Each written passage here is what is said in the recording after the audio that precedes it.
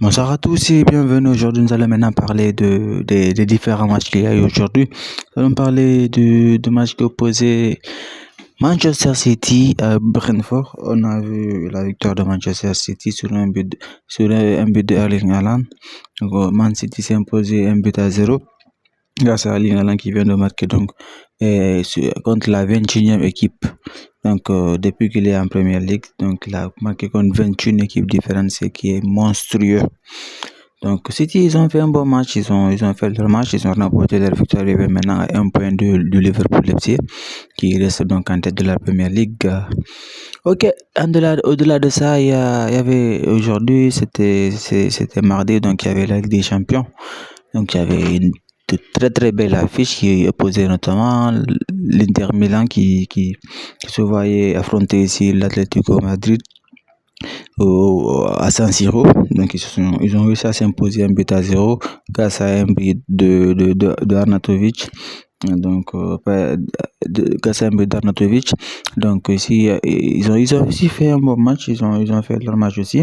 C'était un match quand on regarde les occasions qu'il y a eu de deux côtés. C'était un match plutôt intéressant entre deux équipes qui jouent à peu près avec la même formation. Donc là, l'Inter Milan vient de prendre une option pour la qualification, mais rien n'est encore assuré parce que cette année, l'Atlético de Madrid est une très bonne équipe, surtout donc à domicile. Il aussi ça marque énormément de buts. Donc ça change même par rapport à leur style qui est très très défensif de ces dernières années. Donc il y a toujours un espoir pour eux pour pouvoir passer et pour les quarts de finale de la Ligue des Champions. Le deuxième match d'aujourd'hui, c'était en Ligue des Champions, donc c'était le match qui opposait le PSV Eindhoven à Dortmund. Dortmund a réussi à marquer dès la première mi-temps avec Donny Malent. Donc ils ont pu s'imposer parce qu'ils ont su maintenir ce score-là jusqu'au retour des vestiaires. Donc c'est vers la fin que finalement le PSV Eindhoven a réussi à égaliser et par l'intermédiaire de Luc de Jong, l'ancien joueur du FC Barcelone, donc il a réussi donc à mettre les pendules à l'heure et le match s'est finalement terminé sur un score de 1 but partout.